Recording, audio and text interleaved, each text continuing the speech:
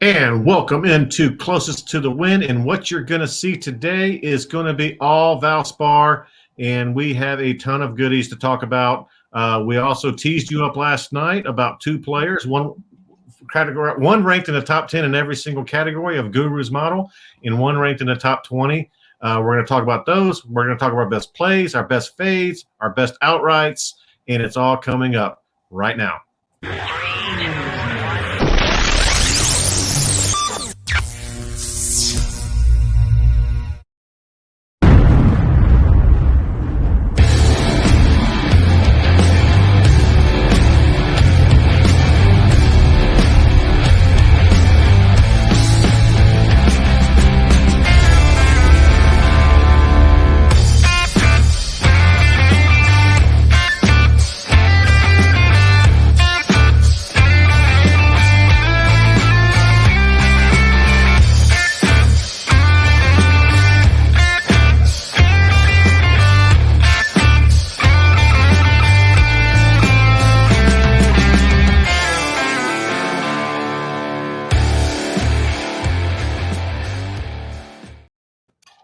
And welcome into the Closest to the Win show.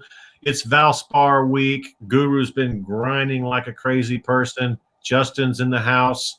And our pro is actually on a golf trip. And he should be tuning in on his phone or something. But he's with a bunch of buddies. They're going to be playing golf. Justin, how you doing tonight, buddy?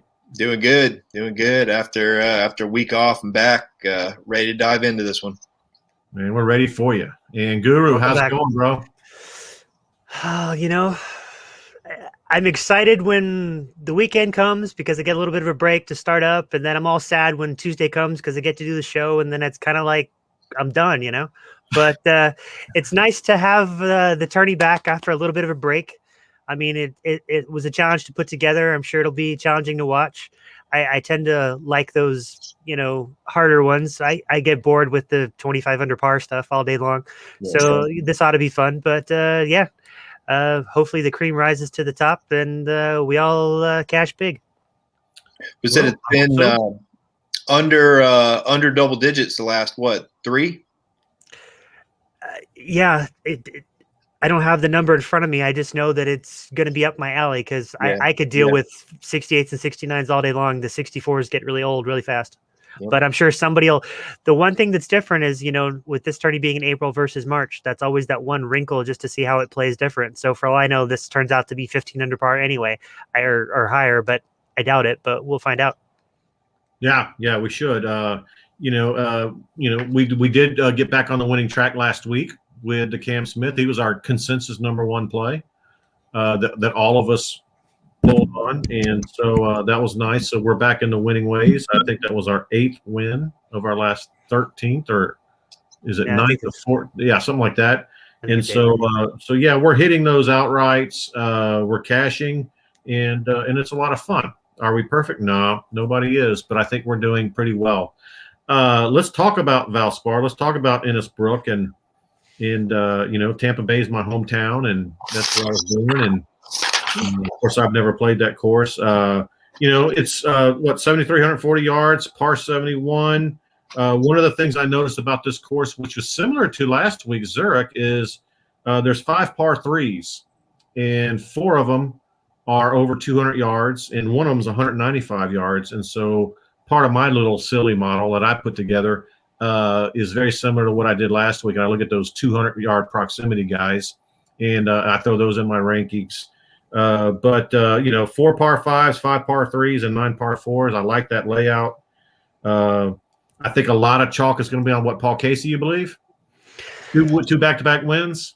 Yeah, I mean, I think you flip a coin. You take Casey or Reed. I think most people, up at the top. But yeah, I think people will gravitate towards Casey. But as we've learned the hard way the last couple of weeks, he's one of those guys that on paper seems to show up, 10, 12 weeks a year. But really, he only shows up 4. And he burns you the other 8 that he doesn't show up. You just hope you pick the right 4. So you come out with a net gain over the course of the year. And if there's a week to play him, it's definitely, this week, or it should be this week. If not, then he's probably dead to me for quite a while, but hopefully not. Well, his it's ownership's going to when be we go high. through our plays and fades, and we'll get to that shortly. But I gave a very, very brief synopsis on the course. I want you to go ahead and break into it and how you laid out the model this week. Well, I started. Course history is really interesting because I think it's kind of a tough course, and I kind of did the same thing with Valero with the break there. The fact that there hasn't been a tourney in 2 years, I didn't put as much weight on the course as normal, just because it it doesn't really bear out, at least here. And it's not one of those where it's a great predictor of success. I mean, sure, there's going to be folks that have done well that end up winning or scoring top fives, but I dialed it back considerably. I actually bumped up the comps quite a bit because honestly, to me this seems like a second cousin of, like, you take the love child of the Honda, maybe the Players, and then you throw in some Wells Fargo Quail Hollow, and then maybe you put some Wyndham Sedgwick, and you kind of roll it all together and you see what spits out. So they're going to be, there's going to be some Pete Dye type qualities to it, but it's not really a Dye course because there's a lot of dog legs, double dog legs, and crazy stuff going on. And then you've got the extreme elevation changes, like on the 18th, which I think it's 40 feet up to the green or something ridiculous like that. So part of what makes the snake pit pretty challenging. But you still got the water in play. You've got the sand everywhere, and you've got it more so than Dye had it in his courses. So I mean, it's still pretty strategic. You're still going to have to, score where you can, but you still have to watch out because there's way more things out here to trip you up. So I think people are going to dial it back, a little bit from what they normally do. And as you kind of alluded to with the 200-yard shots, I mean, there's most of the shots across the course are going to fall into a couple of, proximity buckets. So, that's a good place to, spend a lot of time looking just to see who, shakes out. And then, because of the dangers on the course, I mean, bogey avoidance is always something I look at, but, stepped it up a notch this week too. And then, the sand saves are up a little bit too. I usually have a little bit in there depending on the course, but this is probably one of the higher weeks I've used that stat. So it checks out a little bit. The forum is more geared 6, 12, and 24-week periods. So I'm back to the kind of the 3 terms there. And then really it's just the combination of the normal stats, the birdie or better. It's they got the Bermuda with the Tiff Eagle, but the difference is, you've still got the overseed coming out. So it depends on how you play it. It's been kind of okay with some of the Florida courses, but, in terms of the guys that have been pretty good putters, but it hasn't really been as successful as, maybe prior years or some of the other tourneys. So I dialed it back a little, but I still geared it that way just to see how it shakes out. I mean, for me, the wild card, like some of the other tourneys, is the fact that it's April and not March. So how much harder or how much easier will this course really play over the difference in about 6, 7 weeks later in the year? And so I don't really know. I think it'll probably actually end up playing a little harder than easier. At least that's kind of how everything's geared in the model. So the scoring is still there, but the projected points are down. I mean, I last man standing. It's grinder kind of course, guys that aren't going to get into trouble, that are going to, score. You still need the, ball striker types to do well, and somebody that could find a hot putter. And we'll see how it shakes out come Sunday. Justin, what are your thoughts on this course, and what are some?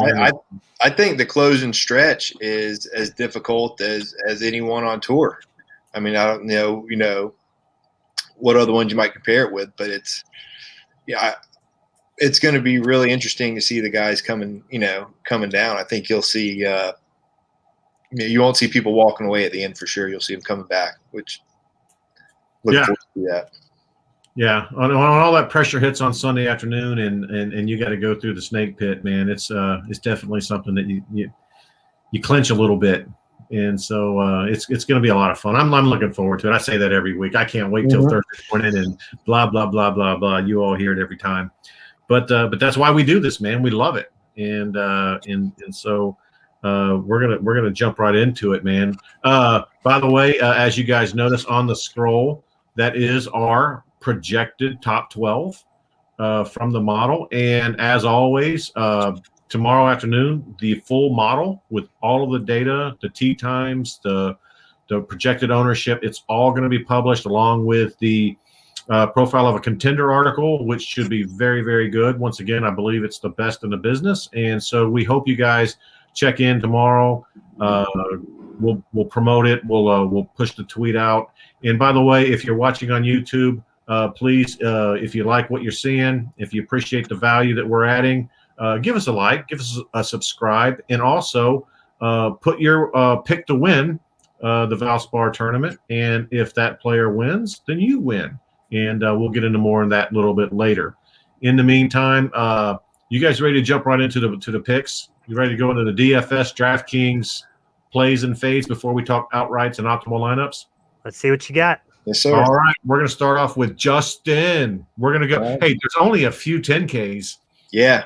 Yeah, we got 5 guys. So once again, we feel like idiots when we have to fade one of these guys, but we got to fade one. It's the rules. Yeah. There's no Rory. There's no Keith. We should be good this week. I know. Yeah, without Rory, I have to actually do some work on it this week. I normally just auto pick. I know, and we need all Falcon Day in here to get us shit out, you know. We already got Ryan up in here talking about JT and DJ in top 3.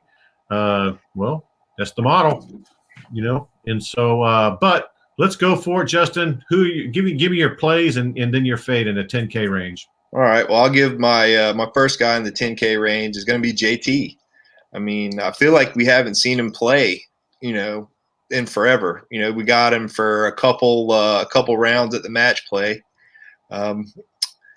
Since his win, you know, the Masters is it. Besides that, and he's playing great when he plays, but I feel like we kind of forget about him because we haven't seen him.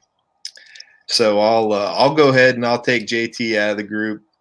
I'll take DJ as well. I think he's rounding into form. He gained a bunch of strokes putting his last time out, and I feel like he might be rounding back into where he was at last year. So give me DJ there. And for my third guy, was struggling with this one, but I will go ahead and go Patrick Reed, just because. Give me a hard course, and he's going to come ready to play. And, you know, number 2 in the model, you know, if there's going to be a week we all play Reed, it'll be this week because you won't see it very often. So I'll go JT, DJ, and Reed for my 3. And I'll fade Victor Hovland. He at 10-5, he had some loose shots last week. I just feel like his game's not quite where it's been. And his price is about as high as it's been. So I'll go ahead and fade Hovland out of the group, and I'll leave the 2-time back-to-back champ for other players. I feel like his ownership's going to be crazy high. Probably. You do? What do you have his ownership at, Nick? I started it, but then when Hatton withdrew, it completely just that's right. threw a kink in my plans. But I had it somewhere in that 16-17 range. I actually had Connors trending higher, but I'm not sure how it'll shake out now. But I mean, it's still everybody up there is still up there, so it's just squeeze the right guys in. Yeah, I mean, way too many guys up, you know, over 10%, and then a whole lot of guys over 15. But you know, you're splitting hairs with ownership. But take the one you like. Well, you want to go ahead and jump into your 10Ks and then sure. Give the audience what they've been waiting for. The one player that's in the top 10 in every single category. Of course, hopefully, God, he's not one of your fades. No, I'm crazy. I'm not certifiable this week anyway. So Reed is the one guy in the model that marked out. He was the top 10% of the major categories they had. You know, the DraftKings points, the course history, the comps I used, you know, the odds. As far as the odds go with the model, because I think getting 6 of 6 through this week is actually pretty tough. So I dialed up the make the cut percentage of the odds more so than the last handful of weeks. And because I think really nailing the winner will be tough, I didn't really look at win odds. I looked at top 5 and top 10 and then I looked at made cut. And those are pretty much what made that component up. So he was in the top 10% of that. He was in the top 10% of form. And again, I looked at 6 weeks, 12 weeks, and 24 weeks.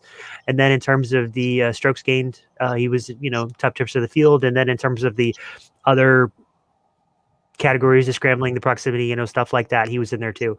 With 3 top 10s and 6 trips, over the last 5 tourneys he's played, he's got 4 top 22s. And then just looking at his 20 round kind of form, that's the strokes gain metric I used just to compare all these guys. He's 47th off the tee, 34th in approach, 51st around the green, and 28th in putting. So that's good enough for me. He's probably the guy I'll use more than probably, anybody else up there, just because I think you could do a lot with that 10-3 versus, some of the other price points. But as far as the second guy, I am going to use Casey. If I played him at the Masters and he kicked me in the nuts, that's fine. I played him at the Heritage and he kicked me in the nuts, and that's fine. Third time's the charm, or I'm just going to be in the hospital come Sunday. I will find out, just tune in. But, if there's a place for him to show up, it really needs to be here. I don't know that he can go, if you really count this as 3 in a row. I think the last guy to win 3 in a row was like 2009. And I think of the last 5 guys, I think Tiger counts as 3 of them. So, it's a pretty rare occurrence for that to happen. But, the last 20 rounds, he's 7th in approach, 7th around the green, 14th in putting. And, and if people are laying off the, the big dog and hitting, irons and hybrids and stuff like that in the holes, then, his driving miscues or whatever aren't really going to play a part, and then, his last 5, he's 4 of his top, he's got 4 top 26s in his last 5. So the form's there too. So he's there. As far as the third one, I really hesitant to use, but I feel more comfortable using than not. So I'm going to play Hovland as my third. The stats are there. What makes me nervous is he hasn't really played the course, and then I wish his around the green game was a little sharper. But otherwise, the last 20 rounds, I mean, he's just elite across the board and everything else. And so I'll take my chances that it was really Ventura that stole his mojo last week, and last week was more of a one-off than anything else, because otherwise he's been pretty good I for a long while now. So that really, leads me back to JT and DJ, and it's more of a flip a coin considering they're playing together for the first 2 rounds. And because I think it's a tight field, and I think that there's just not a whole lot of guys in the 6K range that you should use, or at least build that way. So I'm just going to fade JT for no other reason than really the fact that he's 11.5. And honestly, I feel like DJ should be probably the higher salaried one anyway. So I feel like I'm catching a break if I decide to use DJ at the end of the day. But what the 45th off the tee scares me a little, on top of the 70th in putting over the last 20 rounds for him.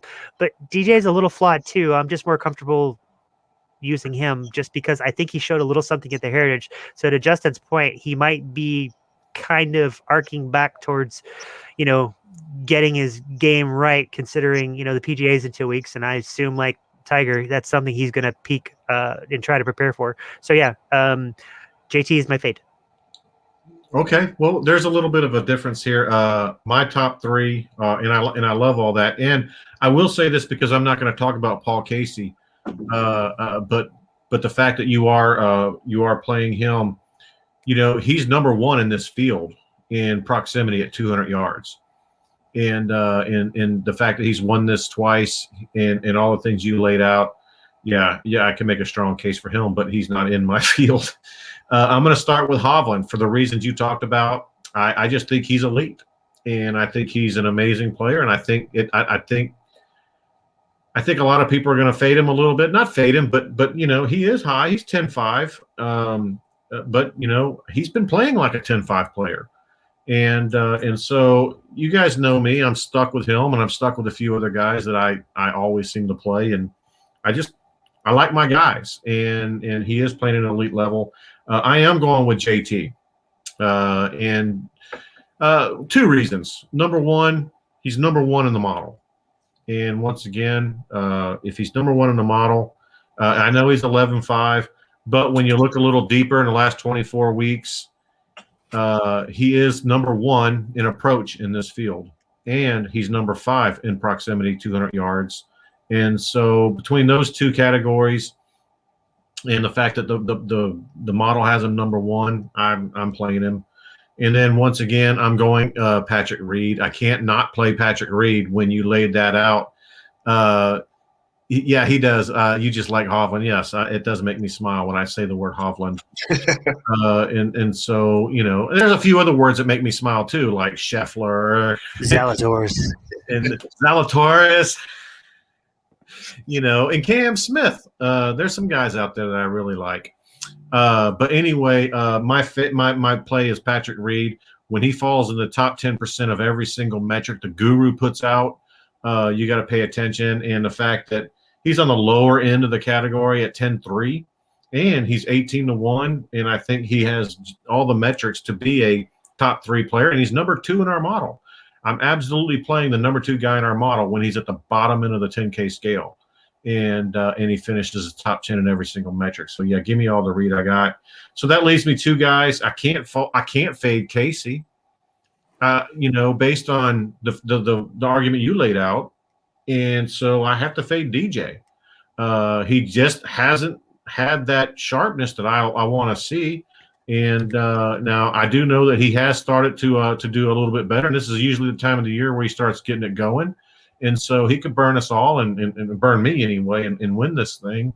And Justin will be sitting there fat and happy. But the fact is I haven't seen it, so I'm going to go ahead and fade him.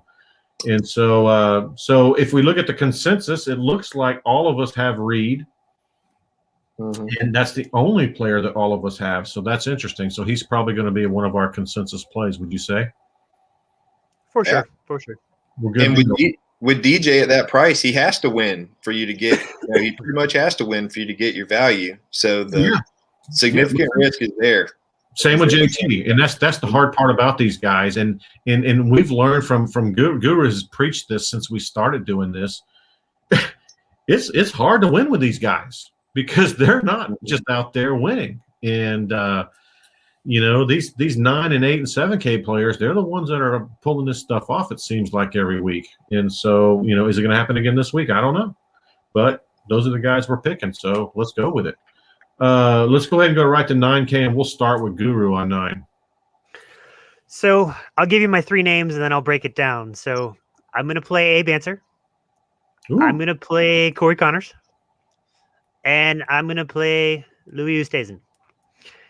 So Oosthuizen is the other mystery piece of the teaser that was in the top 20% of the major categories like Reed. He just didn't quite make the cut in the comps. And he just barely missed. But otherwise, he's there in terms of the scoring, the form, course history, that whole song and dance.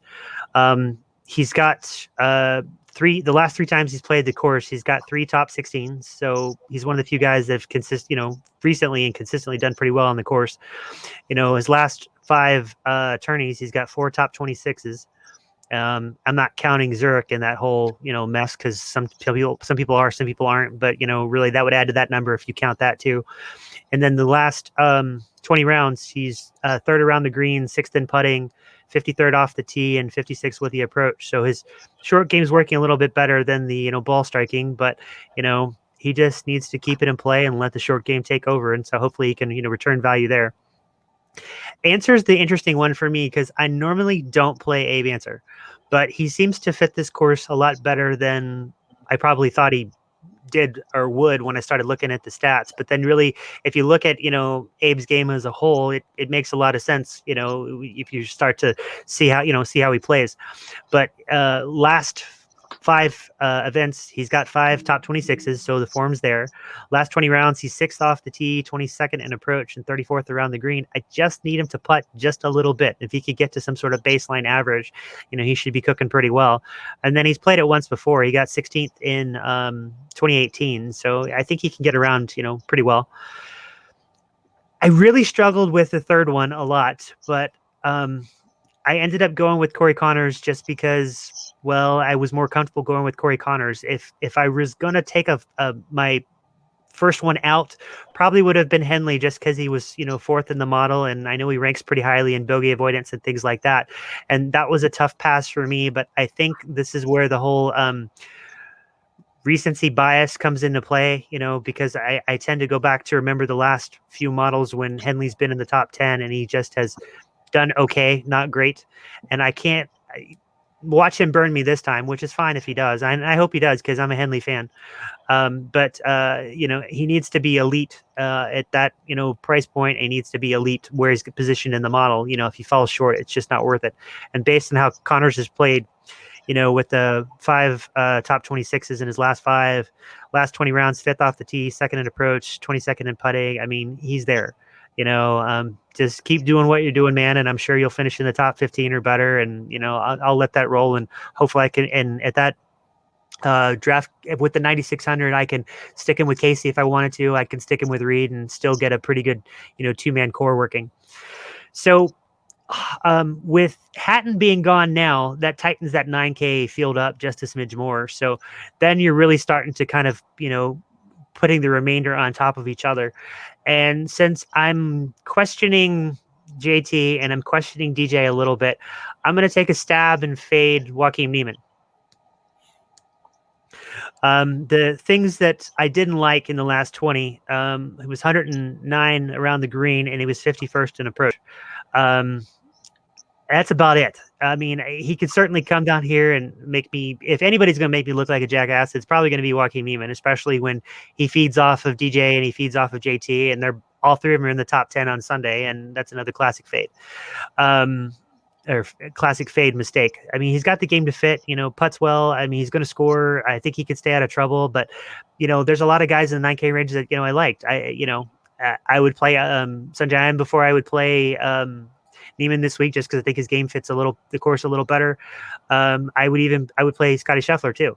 So just kind of process elimination. He was the odd man out, but I can't fault you for playing him, but he's on my fade. Wow. Awesome. Justin, what about you, man? So I had similar picks. I've got a couple different. I did play Answer to the surprise of no one. I'm going to have to keep rolling with him. I think you do like that guy, don't you? Yeah, and he's consistent. Is he your version of the Mary Mex? Yeah, he's like you said. He's got 5 top 26s in a row. I mean, he's right there. His putter was just like you said, just a little bit better. He would be in the mix for top 10s, and So I'll go ahead and play him, and I'll play Scotty Scheffler at 98. I think. Around the greens can be really important. Driving accuracy is really important. He's 25th driving accuracy. He's 28 shots gained around the green. He played really well at Zurich last week, and was putting really well for him. So give me Scheffler.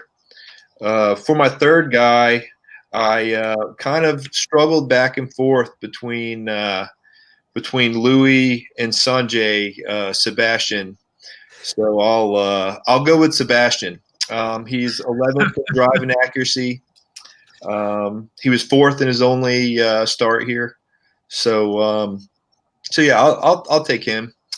And for my fade, it was Niemann for a lot of the reasons that the guru gave you.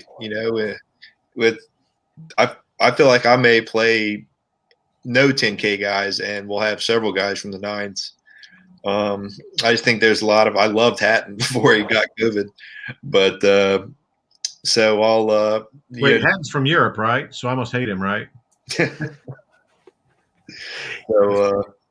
So I'll fade Niemann, and like I said, he'll probably play great, but it's a tough call in that range.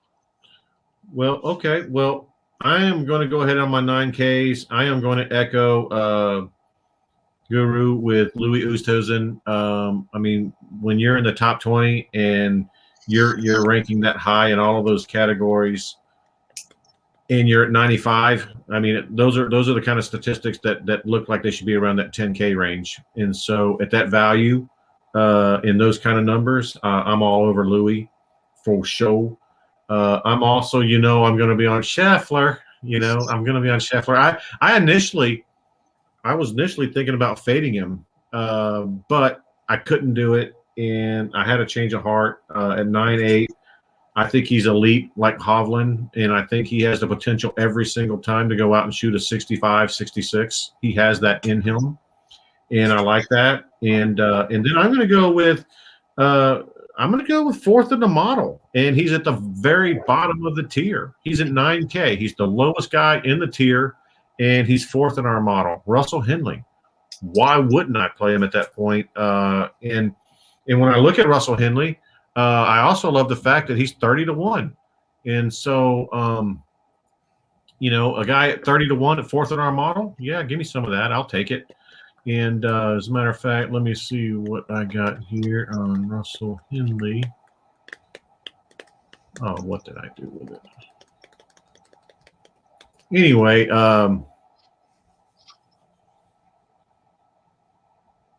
I can't find it, but you already talked about all the things Russell Henley. I love him because of the bogey avoidance and then all those things. I just need him to play on Sunday, right? Is that what I need? Well, I mean, and yeah, but I mean, at that price, he's a good building block to, you tag him with Reed or Casey, and you could still put another, you could affordably put him with Scheffler too, and you've got a pretty lean and mean 3-man core right there to build from, and run with a handful of lineups. So yeah, just show up and return your value or as close to value as you can, and you'll be cooking with grease on Sunday for sure. Well, he's fourth. Like I said, he's fourth in the model. Okay, and he's also in our optimal lineup, which we're going to share in a little bit. And so you know what, fourth in the model in our optimal lineup, I'm playing him, and I'm a little surprised and disappointed that neither one of you guys are. I bet if Detroit Dave was here, I bet if Drew was here, he'd have Henley in his lineup. He would have, or one of his plays. Anyway, I'm just messing with you. All right, so cool. In my fade, I got to fade Sebastian. It's just kind of I don't know who else to fade. I was gonna fade Neiman, but I'm thinking Neiman's gonna play a really good tournament. And I had him in, and it was a coin flip between him and Scheffler, and you guys know how that goes. And so I wasn't going to fade Louis. I wasn't going to fade Henley at number 4. And so I had to fade one of them, so I'm fading Sung Jae Im. And until he shows me that he's playing like he was last year when he was in his prime and in his peak, I'm telling you, he hasn't been the same since he bought the house. Atlanta sucks, man. I mean, that's why people don't move there. Yeah, he's all frustrated because of the traffic, and it's just he's got to prove to me that he's ready for it. And so anyway, let's jump straight to the 8Ks. Justin, what do you got on 8K? All right, 8K, I'm going to go with a guy who, as far as the model is concerned, it always pops in the model, Cameron Tringali. He's got 6 he's having a hell of a season. He's got 6 top 20s in his last 10 tournaments, 3 top 10s. And at 84, I mean, I think he's a great play for us. The model loves him as usual. So give me Tringali at 8,400. My second one's Chris Kirk, number 11 in the model. This guy is, just keeps hammering out top 10s. 3 of the last 5 tournaments. He's quiet about it too, isn't he? Oh yeah, he does it, man. He's playing good. He is. Yeah, he's found his form. I'll stick with him. He's at the bottom of that tier too at 8,200. Yeah, he's 8,200. He played well in the other Florida tournaments. For what that's worth. And my third guy is I'm going to kind of go out on a limb with him because he's been cut all 3 times he's played here. Great. But I'm going to go Max Homa at 8,100. He's another guy that plays tough courses really well. He won at the Genesis, and where was he? He was 28th in the model, which is I don't see his ownership, but I think his ownership is going to be pretty low. I don't think it'll get above 10. Maybe 8, maybe 9. It might hit 10, but I don't think it'll be much higher than that. Yep. So I have Homa, Kirk, and Tringali, all guys at the bottom of the the bottom of the range. And then to fade, I'll fade Taylor Gooch. I've taking one and fading the other. All right, I like it. Yep. I like it. Yep. He's 142nd around the green. He's 111th driving accuracy. So that's what I'm going to focus on this one. That'll make him my fade. There's a lot of good 8K guys, and I think you can build a pretty good lineup with 8 and 9s this week. So yeah, it's I like Gooch. I just he's the guy that I won't be playing. That's for sure. I hear you. I'll go ahead and jump into my 8s, and then we'll let Guru wrap up 8s. I'm going to echo Tringali. I mean, once again, every time Guru has Tringali in the model in the top 10, he does perform well. Yeah. And so he's $8,400. He's 7th in the model. And if you look at him in I mean, he's 10th in my stupid little model. But he's right there. He's 14th off the tee. He's 15th in approach. He's top 30 in proximity, and he's just a gutty guy. And so when he's that high in the model and he's that high in my model, I mean, gosh, he's top 10 in both of our models. And so yeah, I'm all over Tringali at that price point, especially at the lower half of the 8s. I'm also on Max Homa, 8.1. I really like Max this week, and the reason I like Max is just because he's number 2 in the field in proximity, and he's number 8 in approach. And he's also top 20 in putting in this field at number 19. And his worst category is 49th off the tee. He's also 37th in driving distance. And so I really like him at the bottom end of that price range. And so, and also, when we get to the outrights, he's 70-1. And so he's going to be one of my long shot value plays at 70-1. But I like Homa. And then my final third 8K guy is Charlie Hoffman himself. He's another guy that I just love to bet. He's number 1 in my model for the last 24 rounds. And he's top 10 in the Guru's model, which, I mean, he's right there. He's number 9. And Charlie Hoffman in this field in the last 24 rounds, he's 5th in proximity. He's 2nd in approach, 20th in putting, 18th in distance, and 31st off the tee. And so, you know what? At $8,600, give me Hoffman to go along with Tringali and Homa. And I'd like to see one of these guys not only play, all three of these. I think all three of these guys can finish top 10, and one of them could possibly win this thing. And so I hope it's one of them. And of course, I'm going to let you guys take a wild guess at who I'm fading in the 8K range. Anybody? Oh, I assume it's Justin Rose. Yeah, it is Justin Rose. Never doubt. I mean, why wouldn't it be Justin Rose? I mean, I know he played well a few weeks back, but top of the price range. If you look at the overall last 24, he's 100th off the tee. He's 50th in putting. He's 56th in approach. And, he's 32nd in driving distance. His best category of the things that I did, he's 18th in the proximity, which is pretty good. But other than that, at 8,800, the high end of the 8K range, nah, not for me. Nope, not going to happen. And so that takes us right to Guru. What do you got on 8K? I can't wait for this. Yeah, it'll be good. So I guess that makes it a clean sweep with Tringali. Nice. So you guys pretty much hit everything. I mean, the only thing I could say is, he's played the course more than, some of the other guys. And, the 8 times he's been here, he's got 3 top 25. So, he's in a lot better form now than he was before. So, if he could do that being in subpar form, I'd like to think he could, maybe the top 25 would be his floor. So hopefully he can exceed that and, make the model look smart. I'm going to tag along on Justin with Chris Kirk for number 2. The course history concerns me a little bit because it's not been superb, but then again, it traces back to he's in a hell of a lot better form and, hitting everything, just all the marks that he needs to. So I think he'll show up okay. I like the Max Homa pick. I do, because statistically he just checks out across the board, but I couldn't do it. I mean, there's some other guys in the like price points I just like, but if I had a fourth one, it probably would have been Homa. Just I would ignore the course history and play the stats because they're just that good.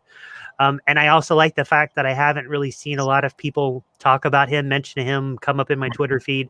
So either we're on something and they're not, or we're not smoking the good stuff and we're going to be screwed come Sunday. I'm going to chase the chalk though, and I'm going to go Jason Kokrak for my third. Yeah. It's too good on paper, which probably means I'm going to be crying come Sunday to not use, but I'm going to go ahead and use it anyway. I mean, the last 20 rounds, he's first off the tee, 33rd in approach, 53rd around the green, and 17th in putting. I mean, it's pretty well rounded all the way around. The last 6 years here, he's got 4 top 14s. So he seems to like the course pretty well. And then the last 5 starts, he's got 4 top 20s. So current form's good, course history's good, stats are good. It all just spells like he ought to have a good week, which probably means he won't make the cut. But we'll find out. I thought about the Rose thing, but honestly, the easier fade for me was just to fade Bubba. So I faded Bubba. Primarily because I didn't think the Zurich was as good as it could have been or should have been. But the two things that stood out to me were the last 20 rounds, the 91st around the green and the 108th with the putter. I know he can't putt. I thought maybe the short game would be a little better. It's an interesting course. I think he'll either, surprise me and do really well, or he'll just finish, third from DFL, in which case I'll be glad I faded him. But in either case, I'm not going to play him, and we'll see how it goes. So Kokrak, Tringale, Kirk, and my fade is Bubba. I love that fade. Yeah, that's a good fade. I actually debated between him and Rose, and of course Rose always wins. Heads up, on fading. So I think Bubba dragged Scheffler down a little bit last week too. I think so too. I mean, not to go all Zurich for a second, but I'm going to go all Zurich for a second. I think there were some people last week that had some really bad partners. I like to take some of those bad partners and reshuffled those up. I think some of those teams would have been different. I'm not saying they would have changed the outcome, but one of the plays in the 7K range that I'm going to use, I would have swapped him with Scheffler and probably had a better result for both of them. But we'll get there in a second. But yes. For sure. While we're there, why don't you just lead off 7K? Fine, I'll lead off 7K. So I don't know that I've ever actually gone on record to say that I'm going to play him, but he'll be higher owned probably, but he makes too much sense for me not to play. I'm going to play Lucas Glover. Kind of surprised me because he modeled out where he did in the model, and I believe he was after the adjustments, he's 15th for me now, which is surprisingly high. But if you look at his last 20 rounds, it's fairly well-rounded, pretty good. He's 14th off the tee, he's 45th in approach, 36th with the putter, and 55th around the green. So, not elite, but still very good. And he seems to get these runs of very good form for a while, and you can usually ride it pretty good. And for his, $7,700 price point on DraftKings, I just need him to return value. Anything better than that, and that should be probably, top 20-ish, if not better. And if I can get better than that, then gravy, I'll take it. He's got some pretty established course history here. So he's been here 16 times, and 8 of those times he's finished in the top 35. So if top 35 is his floor, I'll run with that. Yeah, especially when the model has him in top 15. Yeah, and then I'll look at the last 5 starts too. He's got 4 starts in the top 50. So if he's getting there, if I catch him a week early, or maybe he was ready to do last week, and maybe his crappy partner, if he was still partnering with Horschel, maybe they would have gone on and won again versus Horschel just dumping him for Sam Burns, and see how well that turned out. No, I'm not bitter or anything, but I think it's coming out. It is. I think the course fits him pretty well. I mean, I don't want to call it a Glover course because Glover doesn't have the household name that Bubba does, but the Glovers, the Answers, people like that of the world, I think should do pretty well, just as long as they, don't come with their head, thinking about their ex-wife or ex-girlfriend or something and just playing like crap. And yeah, I'm looking at you, Patrick Clay. But so Glover's number 1. I don't even mention his name. He's on timeout for 2 more weeks. 2 more weeks? Okay, got it. Keegan Bradley is my number 2. I can't not play him because the ball striking is there. He can score, and I don't really give a crap about the putter because even the putting hasn't really been that terrible. But he's got 4 top 30s in his last 5, so the form is pretty good. And you look at his last 20 rounds, he's 40th off the tee, 25th in approach, and 13th around the green. And I don't care where the putting is because I'm still going to play him. So, and the model had him at 22nd, and that's pretty good for a $7,900 guy.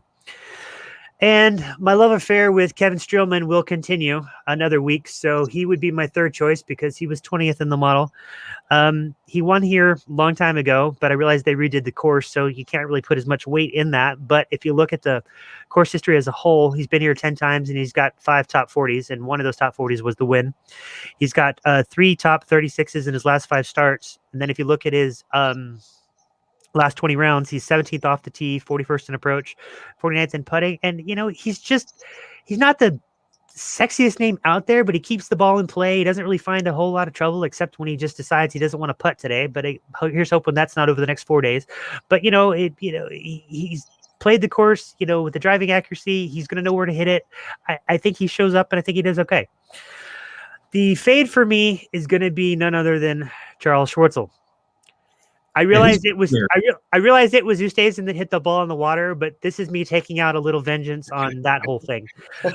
His last 20 rounds, he's 120th off the tee. He's 99th in approach and I think it's 34th, even if it's 124, 134th with the putter. No, and no. So no Schwartzel for me. He's a fade. You know what? I was hoping somebody would fade that guy. And the funny thing is he won this thing in 2016. And so it's going to be curious to see how many people look at that and think they got something with him. But yeah, he was definitely an anchor on that team. I know what happened on 18, but he was an anchor on that team. And so I agree with that one. Justin, what do you got on 7K? All right. I'll go with the guy at the bottom of the 7K, John Huh. He's 26th in the model. For DraftKings points per dollar, I think he's in top 6 or 7. He's 20th in drive and accuracy. Him and Doug Gim played really well last week, and he's been playing pretty well for a while. So at the bottom of the range, yeah, I'll roll with him. I also like Lucas Glover for a lot of the reasons that Guru laid out. Like you said, when he's playing well, he's worth the money on there, and he's playing well right now. So we'll ride him. My third, Kevin Kisner. He love that guy.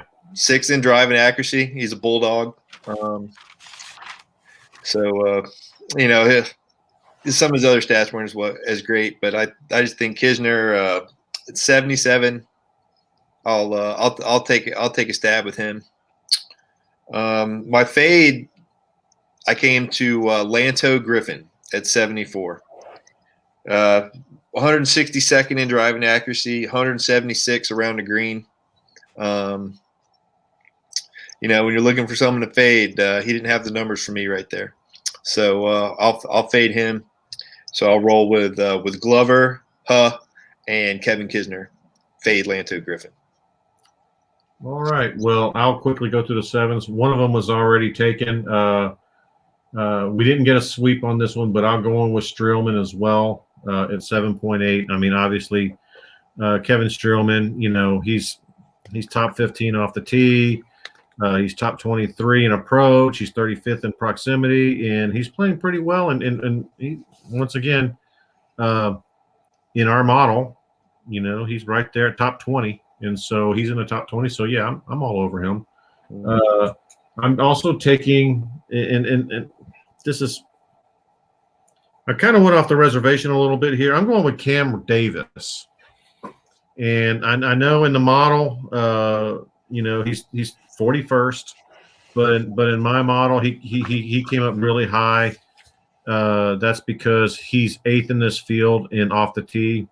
In the last 24 weeks, he's 9th in this field in driving distance. He's 10th in this field in proximity, and he's even 34th in the field in approach. And so Cam Davis could be a sneaky guy at $7,500. I really like him, and so I've got him. And then I've also got Lanto Griffin. I like Lanto Griffin this week. He finishes really high in my model. He's top 10 in this field in approach. He's top 15 in proximity. He's 30. He's 20th in driving distance. Now you're right. Off the tee, he's not as accurate. He's 42nd in this field, and I know he, to your point, but he really makes up for it when you got 5 holes, 5 par threes, all at 200 range, and that's one of his strong suits. I think I like that stat for him. And then my fade is going to be, oh my goodness, Danny Willett. Yeah, I'm fading. And where's Danny Willett from? I think he's a Euro. Yeah, just making sure.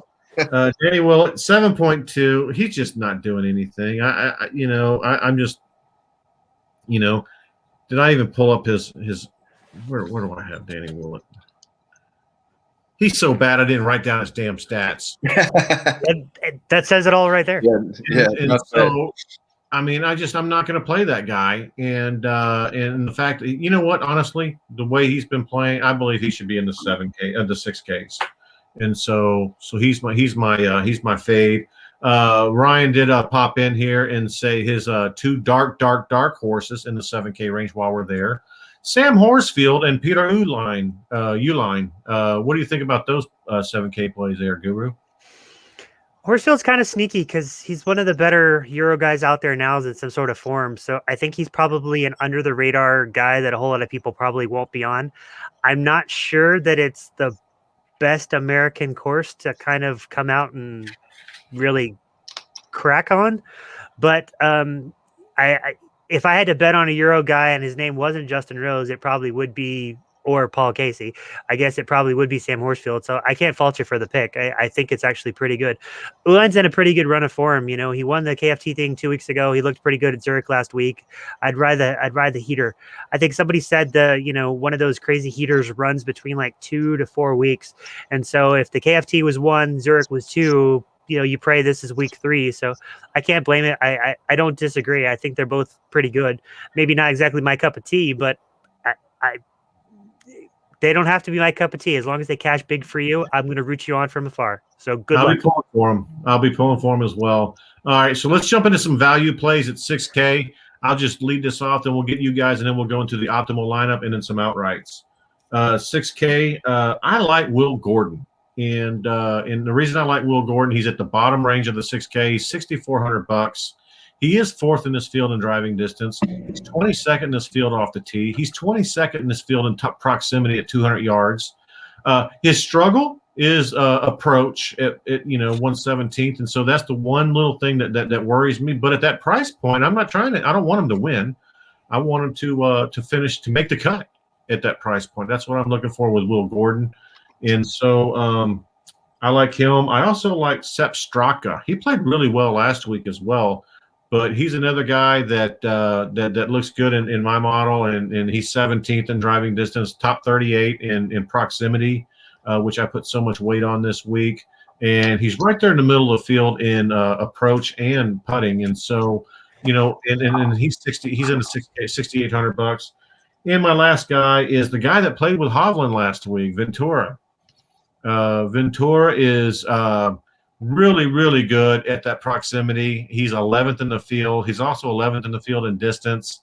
He's 12th in putting. And so you got a guy that's top 12 in 3 categories that I put a lot of weight on at $6,700. Yeah, give me some Ventura. And also I believe he probably gained some good confidence playing with Hovland and getting a lot of TV time. And so I know that sounds silly, but no, I was just going to say, let me butt in here for a second. I know you've been grinding in real life. So Gordon is out for COVID. Straka is out for COVID. So that was funny that you get the first 2 guys you took were both paired up for COVID. So Ventura's good. But yeah, so cross off your first 2. Oh my God. I didn't. Yeah, you're right. I worked the last 2 days. I've been working nonstop building this kitchen. And so, well, I know. One I could get. I was laughing on the inside because you got the other one, and I know you didn't know. I just thought it was funny. But yeah, so 1 out of 3. If you want to come back for 2 more at the end, you're good, man. well, you Don't know worry. what? I'll just give you one more, and that's Han. And the only reason I go with Han is because he was the number one 6K guy in your model. And so I'll go with Han, and I'll go with Ventura, and screw those other guys. I apologize once again. That goes to show that wow, I'm so sorry. But I'm glad you caught that for me. Thank you. All right, Justin. I know you're a deep diving guy, man. You know, He is. with the sinks of the world. So, what did you unearth this week, my friend? Well, for the 6K guys, I did like the one David gave us with Han would be in like I said, he's our top 6K guy, the only 6K guy for a good little bit till you get down to the next guy. Yeah. I'll go at number 46 in the model, Ryan Moore. He's second in drive and accuracy. He's got the points per DraftKings dollar. He's in the top 20. And I believe he's got some pretty solid course history as well. And so I'll go Ryan Moore right there. I like Chase Seifert, who he's 48 in the model. I've played him on here, I think a few weeks previously. He's a good value right there. What's his price? 66. Yeah. So Han, Seifert, and Ryan Moore are 3 of the guys in the 6Ks I'd look at. Having said that, I think most of my guys are going to be in low 9s and 8s. Yeah, I'm not going to dip down very much into that 6K, but there's a few guys that I really like. So yeah, I like all those plays. Mm-hmm. All right, Guru, what do you get? What do you got? Some deep dives, and don't sandbag us this week. No. I mean,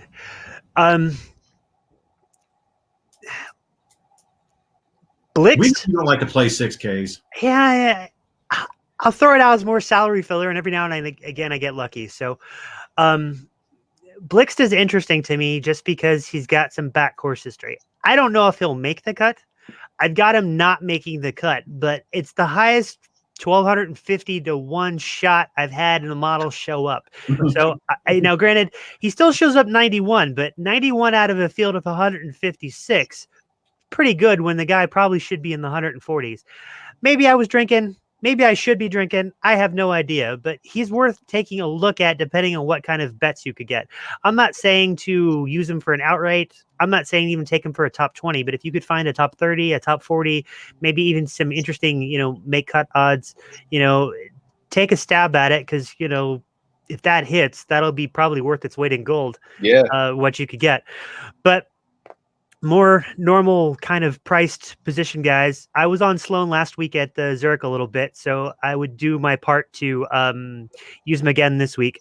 I mean, he's got 3 top 25s in his last 5 starts, and then the things in the last 20 rounds that I like, he's 12th in approach and 44th with the putter.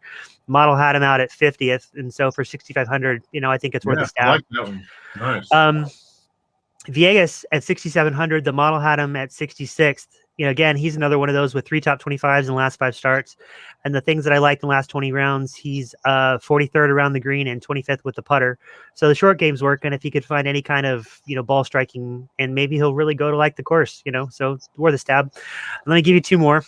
They're not as fun as those 2, but they're still there. So Viegas was 66. I'll go a little lower. I'll go Pat Perez with 68 in the model. 6,500. He's 25th around the green the last 20 rounds, which could help. And he's been known to get streaky and, score low. And, he's another one of those that have actually played the course a few times. So the 11 times he's been here, he's got 4 top 20s.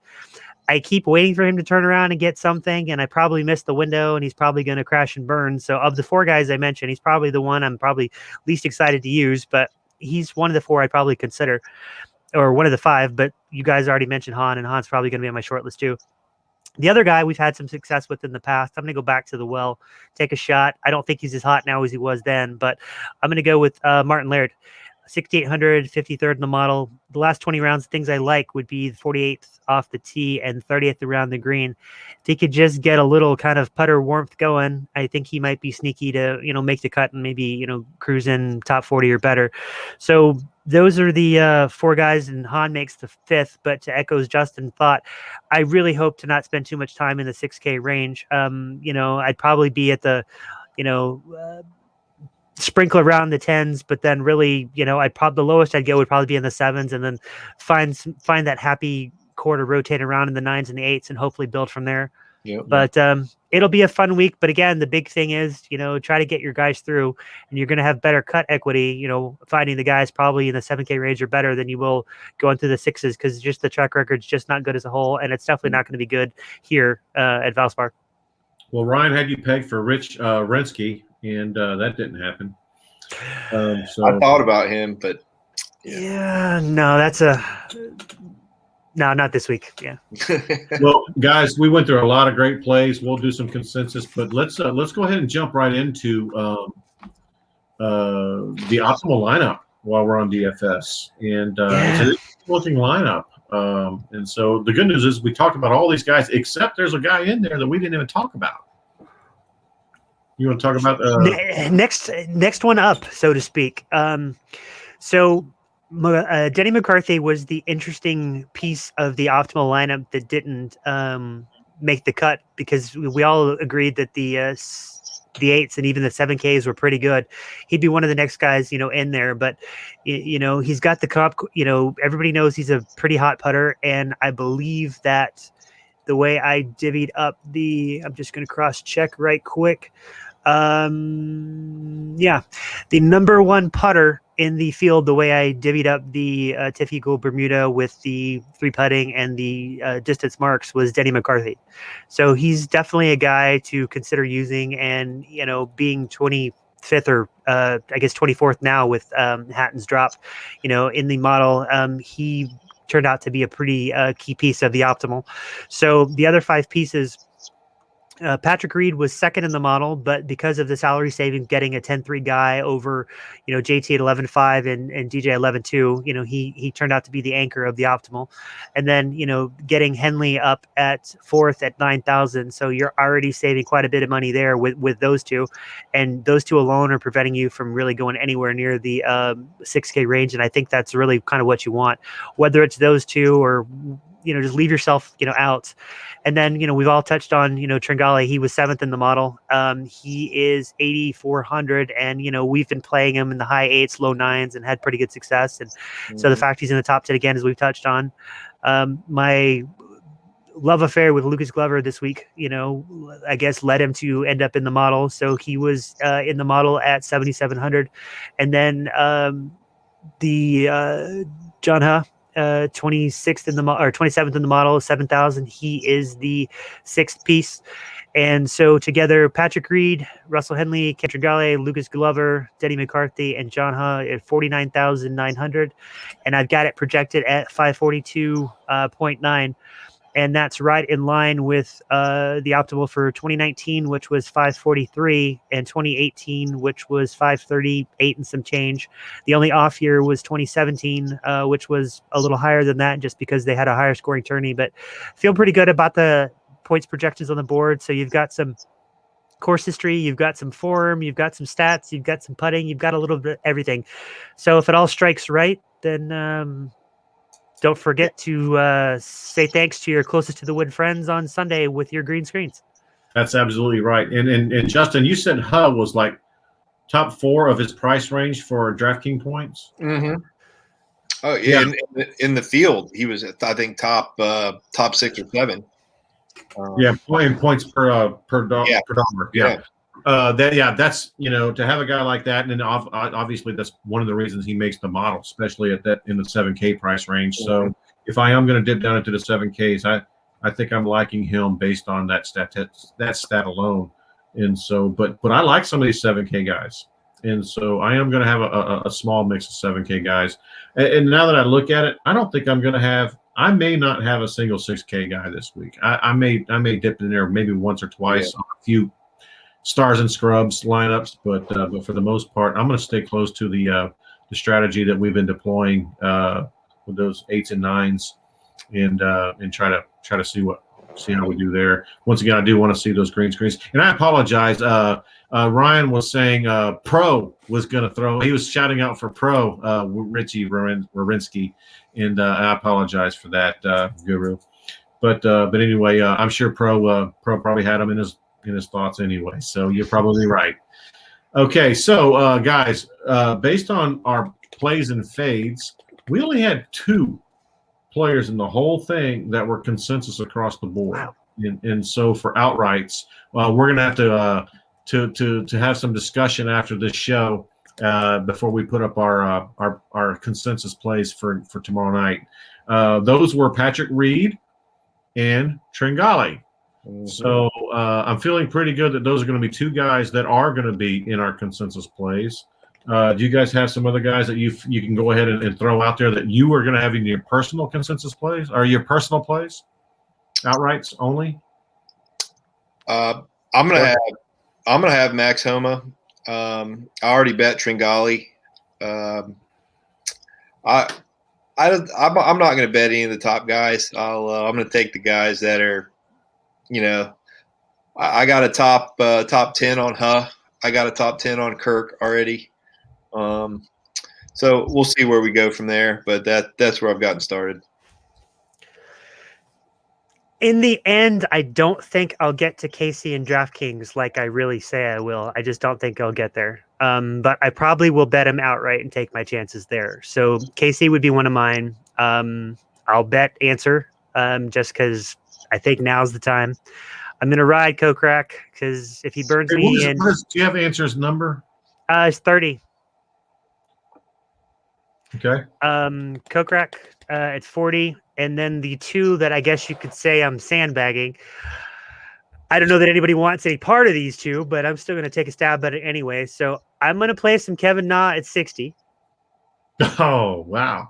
I like it. That's the first we've mentioned him on the show tonight. Yeah, it just didn't fit in the discussion of the other guys that I like more. So if I can't fit him in DraftKings, and I don't think I will, I'm just going to bet him outright. So if I don't win over here, maybe I'll win over here. And then the other one under the table is Adam Hadwin at 90. Yeah, he's a winner. Not 2017. Mm-hmm. I think it's 17. Yeah, if Schwartzel was 16, it has to be 17. And then so he bogeyed the back, and had not Reed backed into it or let him back into it, he wouldn't have won. But yeah, so if anybody knows about the troubles on the back, it's him. And I think he's I've been waiting for him to round back in. And again, it might be a week early, but if there's a place to pop off, it's a place where you've had success in the back. So, or success in the past. So here's hoping it's here. And what's his number again? 90. I like that number. Mm-hmm. That is a good number for a past winner.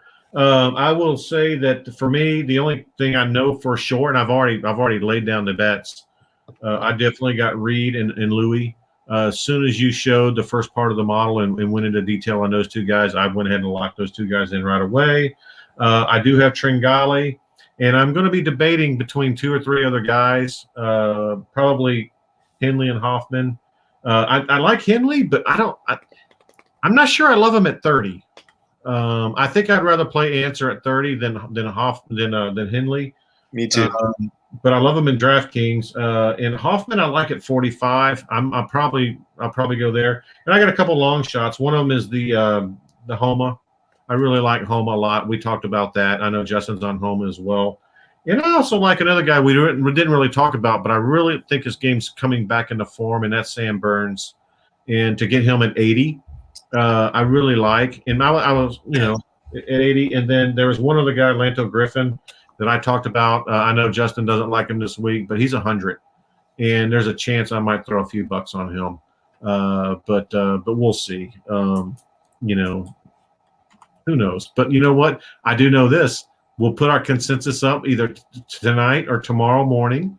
We'll tag along our personal plays just like we do every week, and maybe Pro will chime in with a few of his plays, and we could throw some of his plays out there as well.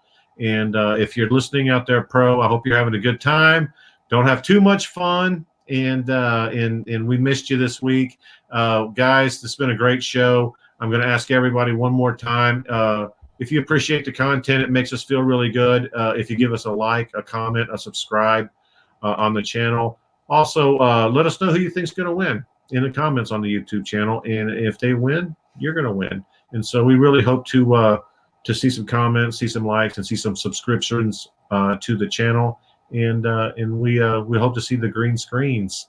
There will not be a From the Tip show on Thursday night. It's the NFL draft, and besides, pros out of town, and so we won't see you guys again until next Tuesday night. But until then, any final thoughts, boys? Come participate in the Hammercast football coverage on Thursday for the draft. It should be equally entertaining. It will be a fun. Hopefully, hopefully we're going to get a bunch of guys. Are you guys going to try to come on? Just say the word, man. Yeah, possible. I will be there for some football. So, so we're gonna be on. We're gonna have fun. We're gonna instantly react to all the draft picks. We're gonna try to have a good time on that. And so be tuning in Thursday night, draft night. It's gonna be a lot of fun. Until the meantime, peace out, guys. Did you get all that? If not, make sure you head over to hammercast.com, subscribe, and join the Hammer Nation.